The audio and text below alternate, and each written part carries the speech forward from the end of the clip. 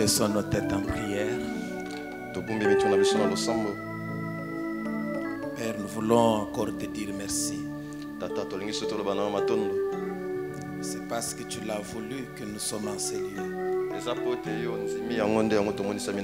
Merci pour la vie que tu as donnée à chacun de nous. Merci car c'est toi seul qui rend possible ces cultes pour ta gloire.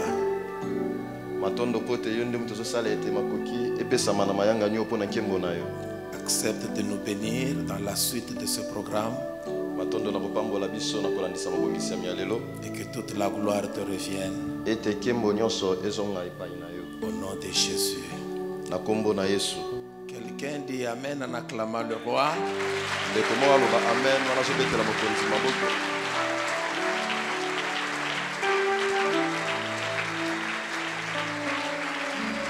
Amen. Amen. Que Dieu soit béni. Pendant que vous êtes encore debout, je voudrais que vous receviez les salutations de Mami ce matin.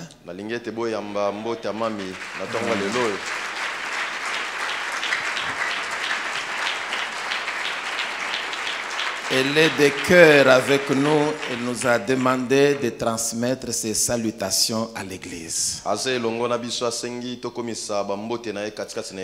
Nous sommes dans le livre de Psaume 84. Nous allons lire juste un verset. Comme on n'a pas assez de temps.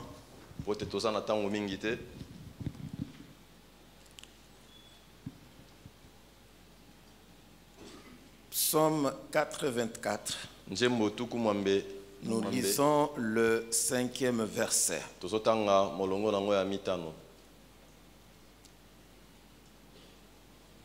C'est le psaume des fils de Corée. Le verset 5 dit ceci. Heureux ceux qui habitent ta maison. Ils peuvent te célébrer encore. Nous reprenons. Heureux ceux qui habitent ta maison. Ils peuvent te célébrer encore. Que Dieu nous bénisse. Nous allons nous asseoir.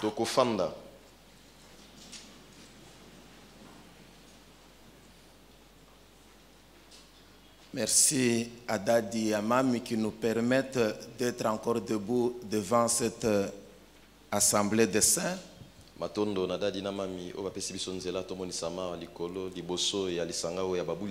Et nous disons aussi également merci aux hommes de Dieu, aux servantes de Dieu qui sont toujours avec nous. Et à vous tous qui êtes là, que Dieu vous bénisse. Ce matin, nous parlons de la maison de Dieu et de ses bénédictions. La maison de Dieu et ses bénédictions. Dadi nous a toujours enseigné ici que la maison de Dieu, c'est le centre de la vie.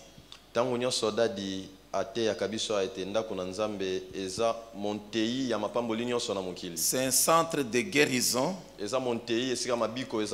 un centre de bénédiction. Et même le psalmiste dit que quand on se tourne vers lui, donc quand on se tourne vers Dieu, on est rayonnant de joie. Et le visage ne continue pas à être couvert de honte. Donc il y a beaucoup d'avantages que nous avons lorsque nous sommes dans la maison de Dieu. La maison de Dieu, c'est son temple. La maison de Dieu, c'est sa présence. Et nous savons que Dieu est saint. Et sa présence, elle est sainte. Lorsqu'il est apparu à Moïse pour la toute première fois, dans le buisson ardent où Moïse a entendu la voix de Dieu l'appeler, Dieu lui a dit, ôte les souliers de tes pieds, car les lieux sur lesquels tu te tiens, il est saint. Donc la maison de Dieu, c'est dans sa présence. Et dans la présence de Dieu, il y a d'abondantes grâces. Il y a d'abondantes bénédictions. Dans la présence de Dieu, il y a tout ce dont nous avons besoin. Et chaque être humain a toujours de besoins. Et nos besoins, c'est dans la présence de Dieu que nous avons la bénédiction. C'est dans la présence de Dieu que nous avons la consolation. J'ai compris lorsque j'ai lu un homme comme le roi David, qui s'exclame en disant, je suis dans la joie quand on me dit, allons dans la maison de l'Éternel. Quand on est dans la maison de Dieu, dans sa présence, en réalité, on ne manque de rien. Et même si apparemment, c'est comme si on n'a rien, mais en réalité est beaucoup plus sur le plan spirituel, parce que ce qui est palpable, ce qui est visible commence d'abord par être spirituel. Donc en réalité, quand on est dans la présence de Dieu, on n'est privé d'aucun bien. On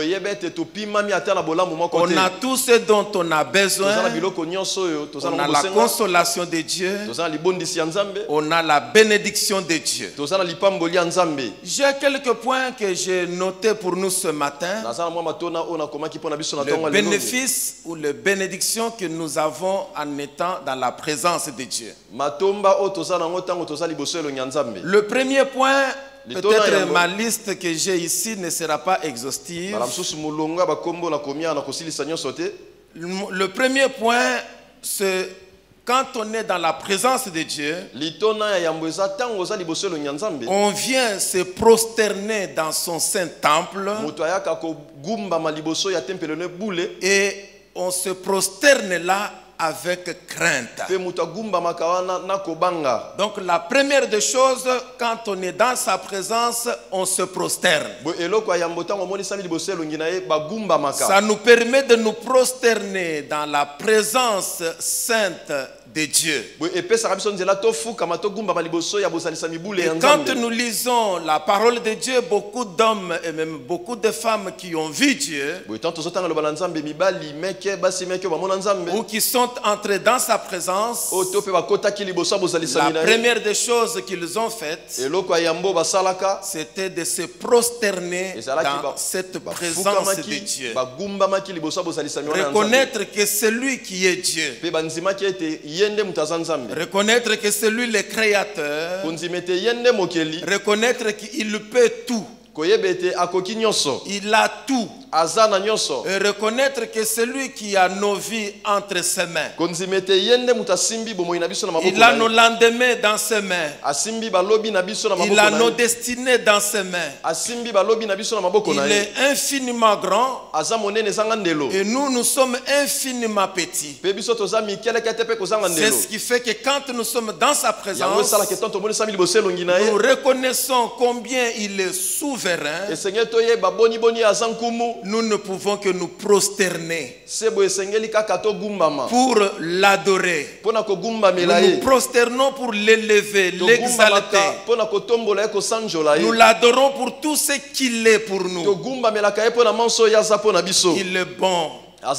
Il est glorieux. Il est miséricordieux. Il est magnifique en sainteté. Nous l'adorons et nous sommes en train de l'exalter. C'est pour cela, tout celui qui vient dans la présence de Dieu, il ne peut pas manquer cette occasion. Quand on vient dans la présence de Dieu, on s'oublie. On oublie tout. On oublie même qu'il y a des gens autour de nous. On se voit seul avec Dieu et nous nous prosternons pour l'adorer. C'est un grand avantage. C'est une grande bénédiction. Vous pouvez lire ça dans le psaume chapitre 5, le verset 8. On n'a pas assez de temps, certains versets nous ne saurons pas les lire. Mais écoutez ce que ce psaume dit ici. Le psaume 5, le verset 8. La Bible dit: mais moi, par ta grande miséricorde, je vais à ta maison, je me prosterne dans ton saint temple avec crainte. Quelqu'un dit Amen. Amen. Le deuxième avantage ou la deuxième bénédiction quand nous sommes dans la présence de Dieu, on y habite jusqu'à la fin de nos jours. On habite là. On reste là. On choisit de rester là toute notre vie. Parce qu'il n'y a pas un autre endroit qui peut nous consoler, qui peut nous bénir, qui peut nous rendre heureux si ce n'est dans la présence de Dieu. C'est ainsi que quand on y entre, on se décide d'y rester et on demeure là. Dans le psaume 23, le verset 6, la Bible dit: oui, le bonheur et la grâce m'accompagneront tous les jours de ma vie et j'habiterai dans la maison de l'Éternel jusqu'à la fin de mes jours. Donc nous trouvons que habiter dans la maison de l'Éternel, cela est une grande bénédiction pour nous. Et j'aimerais y ajouter avec le psaume 27, le verset 4 à 5, la Bible dit: je demande à l'Éternel une chose. On peut interpréter: je demande à l'Éternel une chose que je désire ardemment. Je voudrais habiter toute ma vie dans la maison de l'Éternel, pour contempler la magnificence de l'Éternel et pour admirer son temple. Car il me protégera dans son tabernacle au jour du malheur. Il me cachera sous l'abri de sa tente. Il me lèvera sur un rocher. Ça, c'est David qui dit ou qui parle ici. Il dit: je demande à l'Éternel une chose que je désire ardemment. Et la chose là, c'est qu'il trouve la grâce d'habiter toute sa vie dans la maison de l'Éternel, pour contempler la magnificence de Dieu, contempler la bonté de Dieu. Et il en fait toute une prière: habiter dans la maison de l'Éternel. Quelqu'un peut dire Amen. Le troisième bénéfice ou la troisième bénédiction, c'est le lieu où la gloire de Dieu habite. Ou en d'autres termes, c'est le lieu où la gloire de Dieu se manifeste. Nous pouvons lire le psaume 26, 8. Et même Exode 29, 43. La Bible dit: Dieu dit: je me rencontrerai là avec les enfants d'Israël. Et c'est là où c'est ce lieu-là où sera sanctifié où ce peuple sera sanctifié pour ma gloire. Quand on est dans la présence de Dieu, sa gloire nous couvre. Et cette gloire nous sanctifie. Bien-aimé, c'est un grand privilège, c'est une grande bénédiction lorsque la gloire de Dieu nous couvre et lorsque la même gloire nous sanctifie. Donc, bien-aimé, il est impérieux que chacun de nous puisse désirer chaque jour de sa vie de demeurer dans la présence de Dieu, d'être dans la maison de Dieu. Il y a de grandes bénédictions lorsque nous sommes dans la maison de Dieu. Quatrième bénéfice, c'est le lieu de l'alliance avec Dieu, mais aussi le lieu de l'alliance avec l'homme que Dieu a choisi. Le lieu de l'alliance que nous avons aussi avec l'homme de Dieu, avec loin de l'éternel. Vous pourrez lire 2 Chroniques chapitre 23, le verset 3. Vous pouvez prendre aussi Malachie chapitre 2, 4 à 5. Et le psaume 50, verset 5. Les lieux de l'alliance avec Dieu. Mais aussi les lieux de l'alliance avec l'homme de Dieu. Nous disons Amen. Amen. Nous continuons, bien-aimés. Le cinquième bénéfice, c'est le lieu de l'abondance. Et là, nous sommes abreuvés au torrent de ses délices. Le lieu de l'abondance. Dans la présence de Dieu, il n'y a pas la disette. Je dirais aussi que dans la présence de Dieu, il n'y a pas la sécheresse. Dans la présence de Dieu, il n'y a pas de manquement. En d'autres termes, ceux qui sont dans la présence de Dieu, ils ne peuvent jamais mendier. C'est ainsi que David disait, j'ai été jeune, aujourd'hui j'ai vieilli, je n'ai pas vu le juste abandonné, ni sa postérité mendiant un pain. C'est parce qu'un juste, il est constamment dans la présence de Dieu.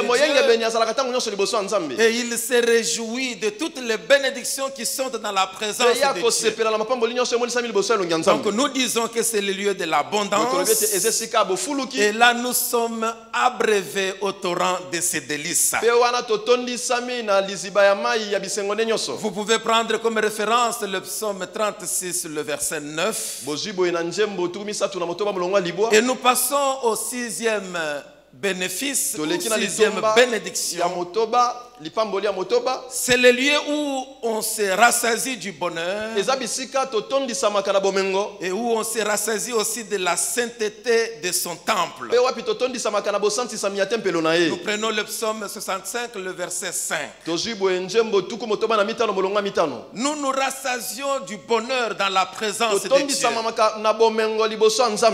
Pas d'inquiétude, pas de crainte, pas de détresse, mais dans la présence du Seigneur, nous trouvons le bonheur.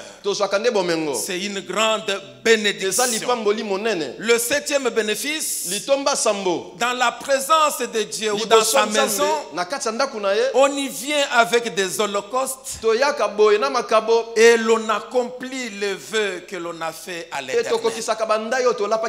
C'est dans sa maison où nous venons avec les holocaustes, nous venons avec nos sacrifices. C'est dans sa présence où nous venons aussi accomplir nos vœux. Et là, Dieu nous bénit abondamment. Nous sommes dans le psaume 66, le verset 13. 8e bénéfice. C'est le lieu où nous vivons dans une douce intimité avec Dieu. Et en ce moment-là, nous nous déchargeons sur lui de tous nos soucis. Bien-aimés, lorsque vous lisez dans le premier livre de Samuel, vous allez trouver le cas de cette femme Anne, qui a connu beaucoup de temps de malheur, de souffrance. Elle était dans les humiliations. Mais quand elle s'est décidée d'aller rester dans la présence de Dieu, dans l'intimité, dans la douce intimité avec Dieu,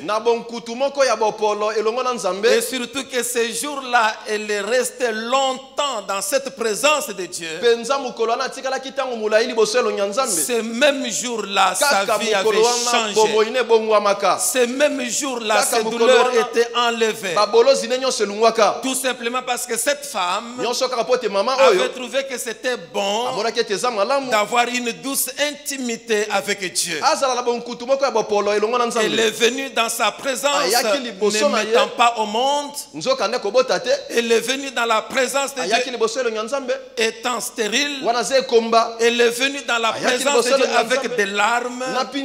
Elle est venue dans la présence de Dieu dans les humiliations. Mais dans cette douce intimité, Dieu l'a visitée. Et quand elle est sortie de la présence de Dieu, la Bible déclare son visage ne fut plus le même. Donc dans la présence de Dieu, il y a une très grande consolation. Quelqu'un peut dire Amen. Et quand vous prenez 1 Pierre chapitre 5, le verset 7, dans cette douce intimité avec Dieu, Pierre nous dit: déchargez-vous sur lui de tous vos soucis, car lui-même prend soin de vous. Donc quand on est dans sa présence, on prend nos soucis, on les dépose à ses pieds. Nos fardeaux deviennent le fardeau de Dieu, et nous y sortons légers, nous y sortons bénis, nous y sortons avec une grande joie. Quelqu'un dit Amen. Amen. Le 9e bénéfice, ou la 9e bénédiction, c'est une terre fertile. Dans la présence de Dieu, il y a la fertilité. Une terre fertile où nous sommes plantés. Et parce que nous sommes plantés dans cette terre fertile, nous prospérons dans les parvis de notre Dieu. J'aimerais que nous lisions le psaume 92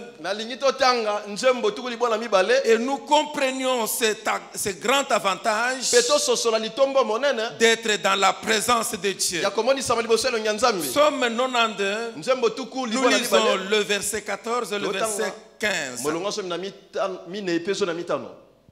14 et 15, la Bible déclare: planté dans la maison de l'Éternel, il prospère dans les parvis de notre Dieu. Dieu nous a plantés, ou Dieu nous plante dans sa présence. Dieu nous plante dans sa maison. Mais parce que c'est Dieu qui nous a plantés là, la Bible déclare: il prospère dans les parvis de notre Dieu. Il porte encore de fruits dans la vieillesse. Ils sont pleins de sève et verdoyants. Donc dans sa présence, nous sommes plantés, comme pour dire, nous y sommes chaque jour. Nous vivons là. Il y a la sève du Saint-Esprit qui nous fait croître croître. Et là, nous portons de fruits.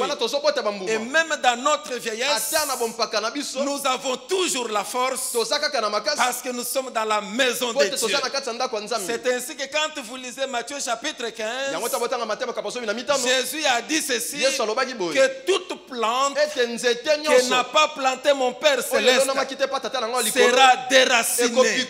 Il n'y a que ceux qui sont plantés dans sa présence qui peuvent jouir de toutes les grâces de Dieu qui sont dans la maison de l'Éternel. Quelqu'un dit Amen. Nous prenons le 10e bénéfice. Dieu se souvient de sa bonté et de sa fidélité envers sa maison. J'aime dire ici que Dieu lui-même d'abord, il aime sa maison. Dieu aime sa présence. Et dans le psaume 98, le verset 3, nous voyons comment Dieu se souvient de sa bonté et de sa fidélité envers sa maison. Dieu est bon. Dans le livre d'Ecclésiaste, la Bible déclare que les bontés de l'Éternel ne sont pas épuisées. Ses compassions ne sont pas leur terme. Elles se renouvellent chaque matin. Oh, ta fidélité est grande. Chaque matin, chaque jour, Dieu renouvelle ses bontés sur chacun de nous. Chaque matin, chaque jour, Dieu renouvelle ses bontés sur chacun de nous et il renouvelle aussi ses compassions. C'est pour cela, bien-aimés, quand nous sommes en vie, nous devons reconnaître que c'est parce que Dieu ne fait que renouveler ses bontés sur nous. Dieu renouvelle ses compassions sur nous. D'où l'avantage d'être dans sa maison,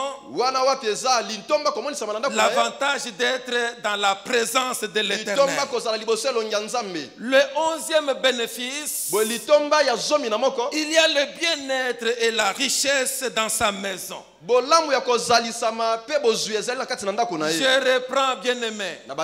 Il y a le bien-être et la richesse dans la maison de l'Éternel, dans la présence de l'Éternel.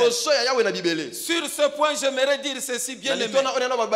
Au milieu de nous dans cette salle, même ce matin, il y a beaucoup de nos bien-aimés qui étaient venus dans la maison de l'Éternel étant informés et vide. Ils n'étaient rien et ils n'avaient rien. Mais parce qu'ils sont demeurés dans la présence de l'Éternel, au jour d'aujourd'hui, ils ont une forme.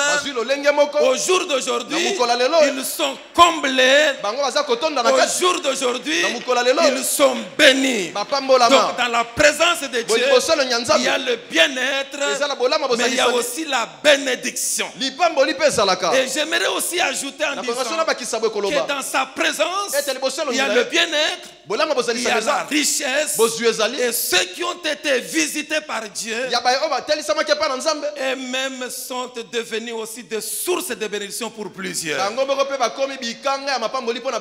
Voilà pourquoi nous devons aimer la présence de Dieu. Nous devons aimer sa maison. Je cours vite, bien-aimé. Le 12e bénéfice, dans sa maison, nous y apportons des offrandes volontaires. Pour son peuple qui est habitué à vivre dans sa présence, il lui apporte des offrandes volontaires. Mais quand nous lisons Esdras chapitre 2, le verset 68, la Bible nous dit aussi que dans sa présence, il y a les chefs de famille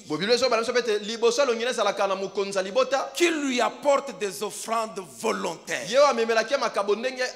Les chefs de famille. Ils reconnaissent que s'ils sont devenus des chefs de famille, ce n'était pas par leurs propres efforts. C'est ainsi que même Zacharie déclare que ce n'est ni par ta force, ni par ta puissance, mais c'est par mon esprit. Ainsi dit l'Éternel. Vous qui n'étiez pas un chef de famille le temps passé, mais dans la présence de Dieu, on est devenu des chefs de famille, raison pour laquelle nous y apportons des offrandes volontaires. Troisième bénéfice, c'est le lieu de la persévérance. Dans sa maison, tous nous persévérons. Dans sa maison, il n'y a pas de faiblard. Il n'y a pas de boiteux spirituel. Tous nous marchons, nous avançons, nous persévérons. La Bible nous montre dans les Actes des Apôtres chapitre 2, si vous prenez du verset 41 au verset 47, ils persévéraient dans l'enseignement des apôtres. Tellement qu'ils ont aimé la présence de Dieu, ils ont aimé le temple de l'Éternel. Chaque jour, ils persévéraient dans l'enseignement des apôtres. Ils persévéraient dans la communion fraternelle. Ils persévéraient dans la fraction de pain. Et ils persévéraient dans les prières. La Bible parle de prières au pluriel. Toutes sortes de prières. Dans sa maison, il y a toutes sortes de prières. C'est ainsi que Jésus lui-même a dit, ma maison sera appelée une maison de prière. Dans sa présence, il y a toutes sortes de prières. Prières d'adoration, prières d'action de grâce, prières de louange, prières de supplication, prières d'intercession, toutes sortes de prières dans sa présence, et on ne se fatigue jamais. Quelqu'un dit Amen. Amen. Toutes sortes de prières. Nous persévérons dans sa présence aussi pour écouter sa parole. Quand vous lisez Ecclésiaste 5, le verset 1er, nous venons dans sa présence pour l'écouter. Quelqu'un dit Amen. Amen. 14e bénéfice. La maison de Dieu, c'est l'église du Dieu vivant. C'est la colonne et l'appui de la vérité. Donc cette maison de Dieu, elle est stable. Elle ne bouge pas. C'est ainsi que Jésus lui-même, quand il parlait, il a dit, je bâtirai mon église. En d'autres termes, je bâtirai ma maison.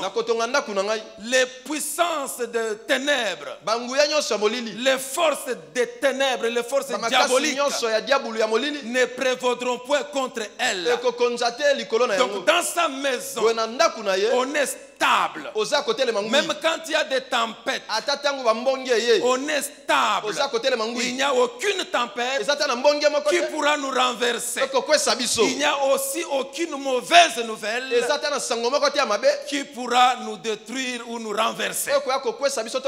Donc l'église, c'est la colonne et l'appui de la vérité. Je vais arrêter, bien aimé, avec le 15e point. Ainsi donc, Paul est en train de dire à l'église d'Éphèse, vous n'êtes plus des étrangers, ni des gens du dehors, mais vous êtes concitoyens des saints, gens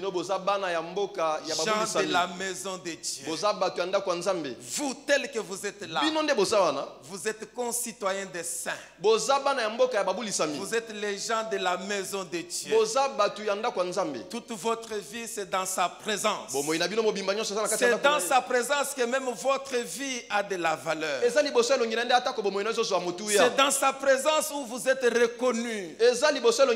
En dehors de sa présence, il n'y a point de vie. Alors je voudrais que ce matin, que chacun de nous comprenne que vivre dans la présence de Dieu vaut mieux que toute autre chose. Vivre dans sa présence, on est rassurant. Vivre dans sa présence, on ne peut jamais être confus.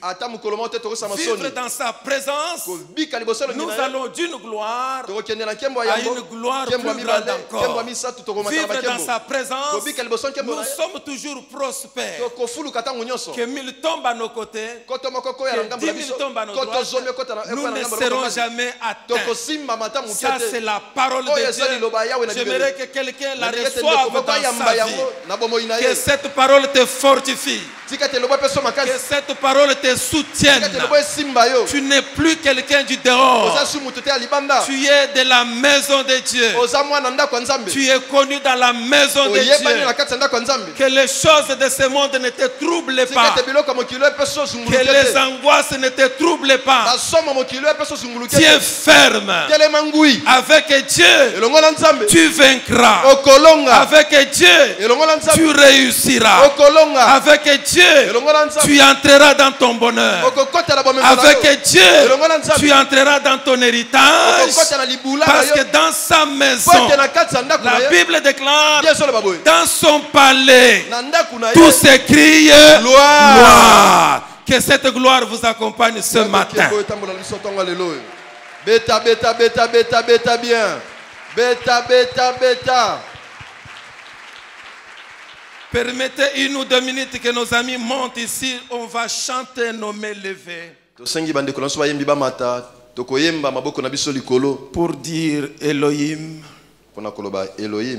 Shama, l'adorer, c'est Dieu grand et redoutable. Je voudrais que nous ayons même 1 ou 2 minutes où nous allons le voir lui et lui seul. Pas quelqu'un d'autre. Nous nous prosternons devant sa face. Ce que tu es aujourd'hui, ce que tu as aujourd'hui, c'est à cause de sa présence. C'est à cause de sa bonté. On va chanter avec nos bien-aimés et nous nous prosternons dans la présence. Adonai Shammah,